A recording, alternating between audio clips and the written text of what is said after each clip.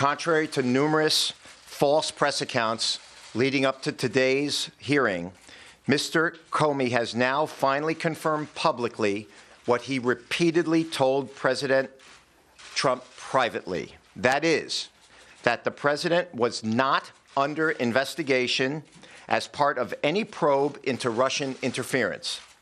The president, Mr. Comey also admitted that there is no evidence that a single vote changed as a result of any Russian interference.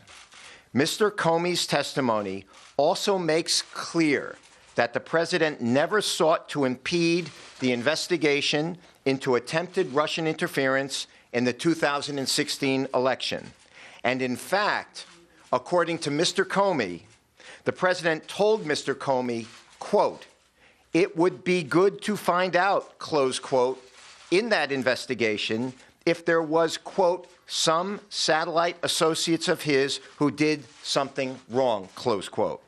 And he, President Trump, did not exclude anyone from that statement.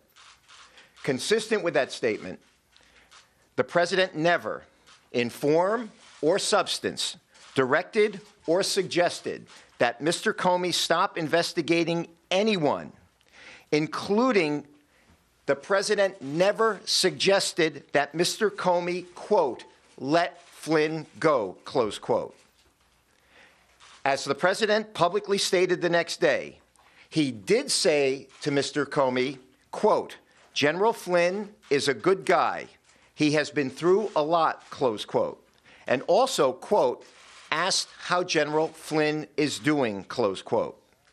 Admiral Rogers testified today that the president never, quote, "directed him to do anything illegal, immoral, unethical, or inappropriate," close quote, and never, quote, "pressured him to do so," close quote.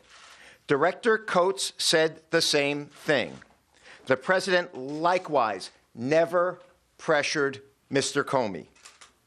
The president also never told Mr. Comey, quote, "I need loyalty. I expect loyalty," close quote. He never said it in form, and he never said it in substance. Of course, the office of the president is entitled to expect loyalty from those who are serving the administration. And from before this president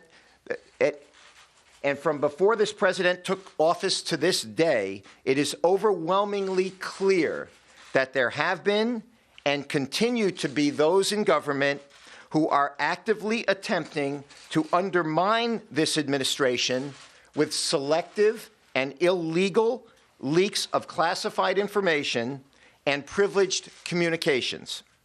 Mr. Comey has now admitted that he is one of these leakers. Today, Mr. Comey admitted that he unilaterally and surreptitiously made unauthorized disclosures to the press of privileged communications with the president. The leaks of this privileged information began no later than March 2017, when friends of Mr. Comey have stated that he disclosed to them the conversations that he had with the president during their January 27th, 2017 dinner and February 14th, 2017 White House meeting.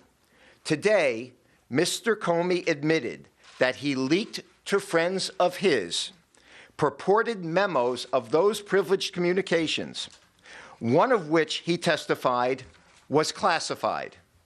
Mr. Comey also testified that immediately after he was terminated, he authorized his friends to leak the contents of those memos to the press in order to, in Mr. Comey's words, quote, "prompt the appointment of a special counsel," close quote.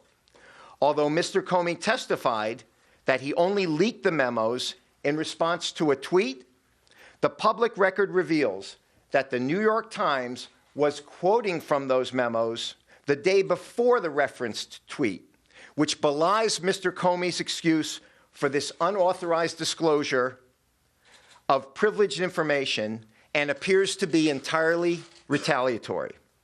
We will leave it to the appropriate authorities to determine whether these leaks should be investigated along with all the others that are being investigated.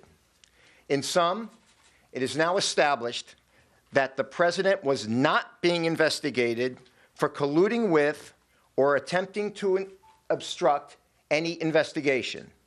As the committee pointed out today, these important facts for the country to know are virtually the only facts that have not been leaked during the course of these events. As he said yesterday, the president feels completely vindicated and is eager to continue moving forward with his agenda, with the business of this country, and with this public cloud removed. Thank you. Mr. Kasowitz, why did Mueller interview the president?